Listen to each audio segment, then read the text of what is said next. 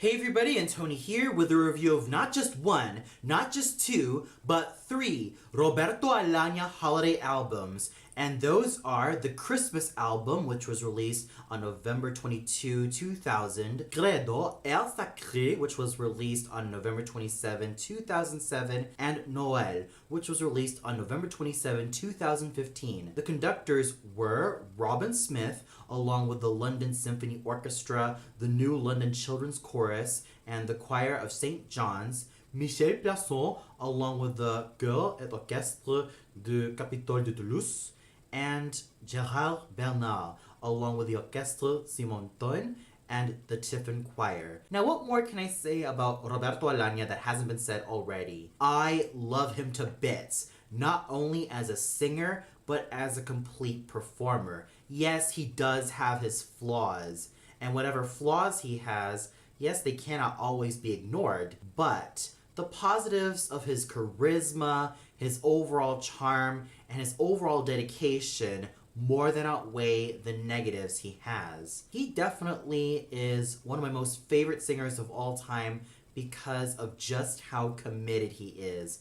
Whether he sings opera or art songs or what have you, he is certainly committed to the craft he specializes in. And what do these three Christmas albums have in common? Well, they not only have Christmas carols like O Holy Night, but also sacred songs like Panis Angelicus from both César Franck and Camille Saint-Saëns, Repentir from Charles Gounod, the Ave Marias of both Bach and Gounod, and Schubert, and even many other sacred songs I have never heard before, especially the Sanctus from Charles Gounod's Mass to Saint Cecilia. This particular number has become an earworm to me because of just how powerful the melody really is, and I also love Gabriel Fauré's Crucifix, which I thought was equally powerful, and it left me on a feels trip. And it also helped that Signora Alagna sang all of these so well and so accurately. And I also loved his rendition of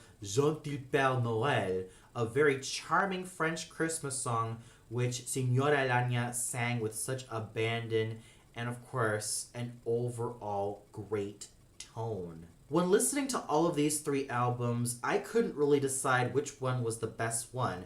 They all had their great strengths, especially when it comes to not only Roberto Alagna's great artistry, but also the equally great conducting by the likes of Robin Smith, Michel Plasson, and Gérard Bernard.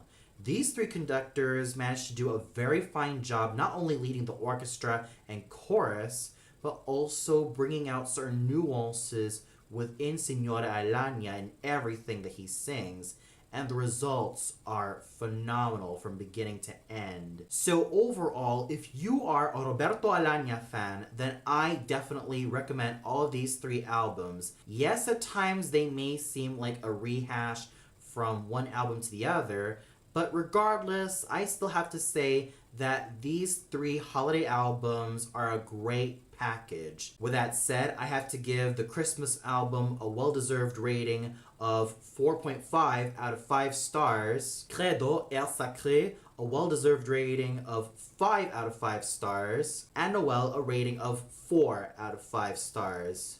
And add it all together, then you have a grand total of 4.5 out of 5 stars. Yes, Noel might have been the weakest because it's merely a compilation album, but what you get from all of these three Roberto Alagna holiday albums is something really great, whether you are a huge fan of Roberto Alagna or if you're just a casual listener to him. These three albums are definitely great Christmas gifts, not only with magnificent tracks, but an equally charismatic tenor to boot. And for those of you who heard these three holiday albums by Roberto Alagna, what'd you think of it? Was there a particular album that you really loved that stood out above the rest? Did you feel like you really enjoyed all of these nonetheless? Did you feel like there was a certain track that you loved that stood out? Or did you feel like there was something that stuck out like a sore thumb? Comment below and let me know. Well, that's all for now. Be sure to tune in where I review yet another Christmas album starring a very fabulous tenor in the form of Ramon Vargas. So until then, happy holidays, everybody.